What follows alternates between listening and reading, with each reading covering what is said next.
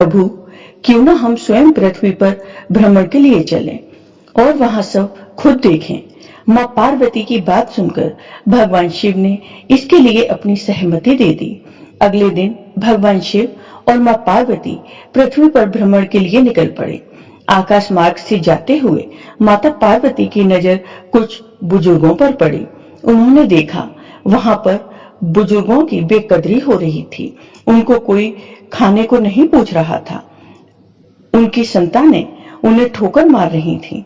उनकी संतान, रिश्तेदार, किसी को भी उनकी परवाह नहीं थी। उनको कोई सम्मान नहीं मिल पा रहा था। तब मां पार्वती ने भगवान शिव से कहा, हे प्रभु, एक बात मेरी समझ में नहीं आती कि बुढ़ापे में ही मनुष्य की ज्यादा बेकदरी क्यों होती है। बुढ़ापे में कोई उनकी बात क्यों नहीं सुनता है, उनका सम्मान क्यों नहीं करता है। मां पार्वती की बात सुनकर भगवान शिव ने कहा, हे पार्वती, जब ईश्वर और उनकी शासन प्रणाली के द्वारा जब जीवों की आयु सीमा निर्धारित की गई तो सभी जीवों को 40-40 साल की आयु प्रदान की गई, जिसमें मनुष्य भी था। लेकिन सब जीवों में मनुष्य ही था जो अपनी 40 साल की आयु से संतुष्ट नहीं था। इसलिए उसने भगवान से आग्रह किया कि प्रभु, हमारी आयु सीमा कुछ बढ़ा दीजिए। 40 साल की आयु में हम क्या कर पाएंगे। इस पर चर्चा हो ही रही थी कि तभी भगवान के दरबार में रोते रोते एक गधा आ गया। गधा भगवान से आग्रह करने लगा, हे प्रभु, मैं 40 साल की उम्र लेकर क्या करूंगा। मुझ दीन पर दया करो। मैं तो 40 साल तक बोझा ढोते ढोते मर जाऊंगा। मेरी हालत खराब हो जाएगी। इसलिए हे प्रभु, मेरी आधी उम्र और किसी जरूरतमंद को दे दीजिए। मेरी उम्र आधी कर दीजिए। भगवान समझ गए कि गधा अपनी 40 साल की उम्र से संतुष्ट नहीं है। वह अपनी आयु कम करवाना चाहता है। भगवान ने विचार किया, फिर मनुष्य को बुलवाया और पूछा कि क्या तुम गधे की 20 साल की उम्र लेना चाहते हो। यदि तुम्हें स्वीकार है तो हम गधे की उम्र 20 साल कम करके तुम्हारी उम्र 20 साल बढ़ा देंगे। लालच में आकर मनुष्य ने हाँ कह दी। तो भगवान ने गधे की उम्र 20 साल कम करके मनुष्य की उम्र 20 साल बढ़ा दी। इस प्रकार मनुष्य की उम्र 60 साल हो गई। लेकिन मनुष्य फिर भी संतुष्ट नहीं था। वह भगवान से अपनी उम्र और बढ़ाने के लिए कहने लगा। उसी समय वहां दरबार में एक कुत्ता आ गया। उसने भगवान से कहा, भगवान, आपने हमारी उम्र 40 साल कर दी। हम तो डंडे खा खा कर ही मर जाएंगे। हमारा जीवन बेकार हो जाएगा। ऐसी जीवन का क्या फायदा। इसलिए हे भगवान, आप हमारी उम्र आधी कर दें। हम 20 साल की उम्र में ही खुश हैं। भगवान ने मनुष्य को फिर बुलाया और कहा कि तुम्हें और उम्र चाहिए तो कुत्ते की 20 साल की उम्र मिल सकती है। तुम्हें स्वीकार हो तो हम कुत्ते की उम्र 20 साल कम करके तुम्हारी उम्र 20 साल बढ़ा देते हैं। मनुष्य ने फिर से हाँ कर दी। तब भगवान ने कुत्ते की उम्र 20 साल कम करके मनुष्य की उम्र 20 साल बढ़ा दी। इस प्रकार मनुष्य की उम्र 80 साल की हो गई। फिर भगवान शिव ने कहा, हे पार्वती, 80 साल की आयु पाकर भी मनुष्य मन से संतुष्ट नहीं हुआ और भगवान से अपनी उम्र बढ़ाने के लिए आग्रह करता ही रहा। फिर उसी दरबार में एक उल्लू आता है और भगवान से प्रार्थना करता है, हे भगवान, हमें इतना लंबा जीवन नहीं चाहिए। आप हमारी उम्र घटा करके 20 वर्ष कर दो। भगवान ने मनुष्य को फिर बुलाया और पूछा कि अगर तुम 20 साल और चाहते हो तो हम उल्लू की उम्र 20 साल कम करके तुम्हारी उम्र 20 साल बढ़ा देंगे। तो मनुष्य ने हाँ कर दी।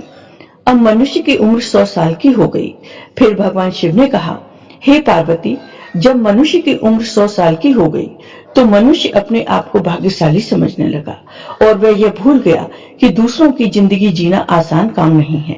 सच में देखा जाए तो 40 साल तक ही सही मायने में जिंदगी होती है, जो वास्तव में मनुष्य अच्छे ढंग से जीता है।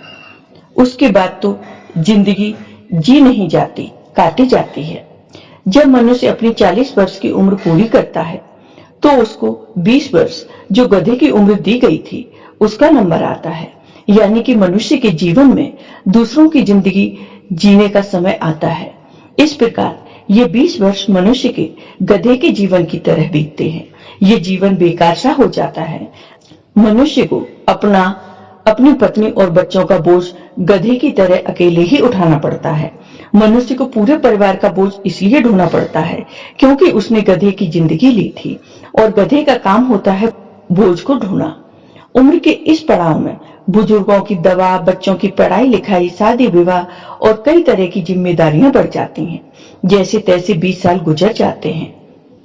60 साल की उम्र तक पहुंचते पहुंचते मनुष्य स्वयं बेकार हो जाता है और अब दूसरों के ऊपर आश्रित रहता है।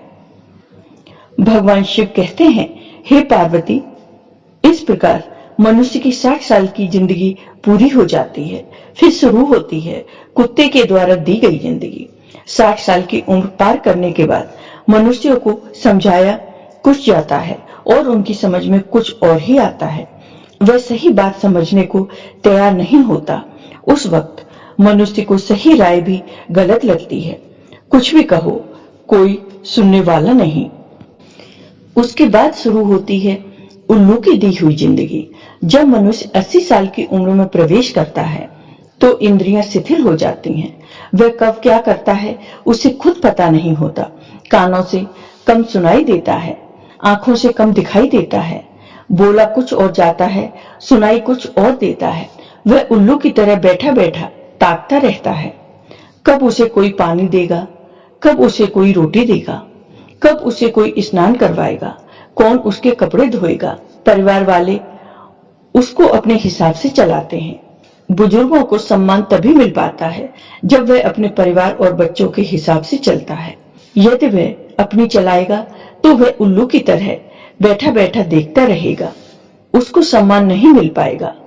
भगवान शिव की बात सुनकर मां पार्वती ने कहा, हे प्रभु, क्या ऐसा कोई उपाय नहीं है कि बुढ़ापे में मनुष्य की इस तरह बेकदरी न हो और वह सम्मान पा सके, उसका बुढ़ापा अच्छी तरह से गुजर जाए।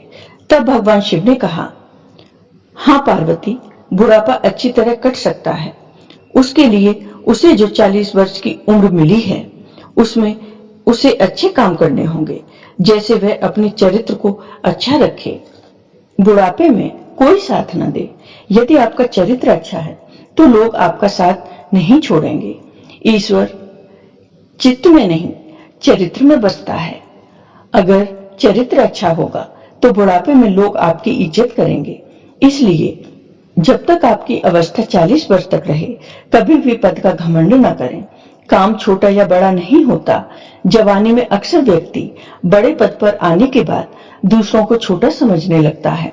यह गलती इंसान को कभी नहीं करनी चाहिए, क्योंकि एक आम आदमी भी एक बड़े राजा को बर्बाद कर सकता है। इसके अलावा जहां तक संभव हो आप दूसरों के मददगार बने। यदि आज आप लोगों की मदद करेंगे तो आपका कल सदा सुखमय होगा और बुढ़ापे में लोग आपका सम्मान करेंगे। इसके अलावा जब तक मनुष्य की उम्र 40 वर्ष तक रहे उसे किसी के साथ भेदभाव नहीं करना चाहिए। भेदभाव अपनों के बीच दूरियां बनाता है। इससे आपका कभी भी भला नहीं हो सकता।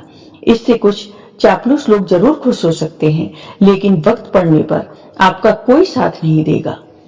जय हो भगवान शिव की, जय हो माता पार्वती की। तो दोस्तों, कैसा लगा आपको ये वीडियो? अगर आपको ये वीडियो पसंद आया हो तो कमेंट बॉक्स में कमेंट करके जरूर बताइए। साथ ही मेरे वीडियो को ज्यादा से ज्यादा शेयर करिए। धन्यवाद दोस्तों।